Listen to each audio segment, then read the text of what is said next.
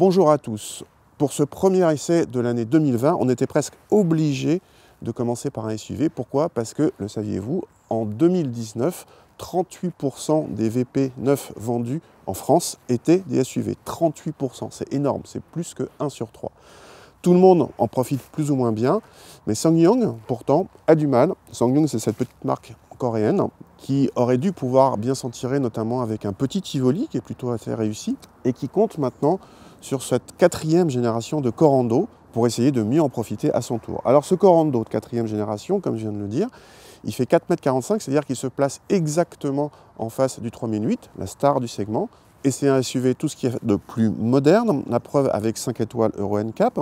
Il a un design qui est, on va dire, plus consensuel, moins particulier, moins original que certains modèles SsangYong passés. Au niveau des motorisations, ce Corando utilise soit un 1,5 litre essence turbo de 163 chevaux, ou bien, comme nous ici, un turbo diesel de 136 chevaux. Toutes les versions sont disponibles en boîte manuelle ou automatique et en 2 ou 4 roues motrices. Ça, c'est un petit atout supplémentaire par rapport à certains autres. Et on va voir qu'à l'intérieur aussi, il y a certains atouts qui peuvent séduire.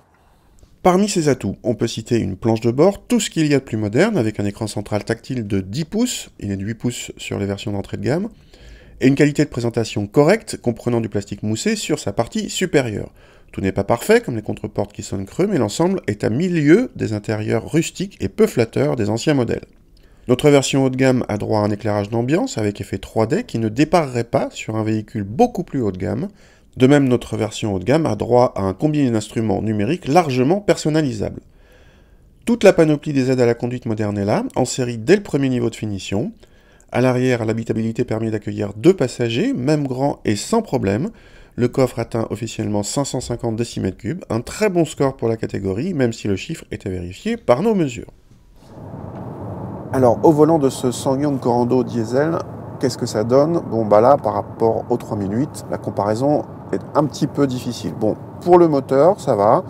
Un peu plus de 320 Nm de couple, 136 chevaux, et c'est pas un fou d'autoguerre pour cet engin qui fait un peu plus d'1,5 tonne, mais c'est suffisant, même sur autoroute, ça relance correctement. La boîte automatique est très douce, mais assez lente, et clairement ça ne participe pas du tout au dynamisme, et justement on y vient. C'est sans doute le plus gros reproche qu'on peut faire à ce Corando, c'est la partie châssis qui est, par rapport au 3008, alors lui c'est la référence évidemment, mais même par rapport à d'autres, beaucoup moins agréable à conduire. On commence par une direction qui est assez démultiplié, façon un petit peu 4x4 à l'ancienne, même si c'est un SUV tout à fait moderne. Et puis beaucoup de mouvements de caisse. Alors la voiture est saine, il n'y a pas de problème, mais dès que vous avez un mouvement un peu brusque, tout de suite la voiture est en perdition et le SP intervient. Bon bref, par rapport à la concurrence moderne, en dynamisme, c'est pas ça. Et puis en plus, avec cette version boîte auto, ça rajoute au trait pas très dynamique. Cette boîte auto a d'autres inconvénients qu'on va voir juste après. En effet, la boîte automatique, non contente de coûter 2200 € de plus que la boîte manuelle, engendre un malus écologique supérieur de 1500 € et les consommations supérieures, elles aussi, d'un demi-litre. Bref, entre le surcoût à l'achat, à l'usage et le peu d'agréments dispensés par cette boîte auto, autant choisir la boîte manuelle. Le Corando diesel démarre alors à 26 000 € avec un équipement déjà assez complet, et pour notre modèle haut de gamme à la dotation très complète, comptez 31 000 € malus compris. C'est moins cher que le moins cher des 3008 diesel, nettement moins bien équipé, et le coréen est garanti 7 ans ou 100 000 km contre 2 ans kilométrage illimité pour le français.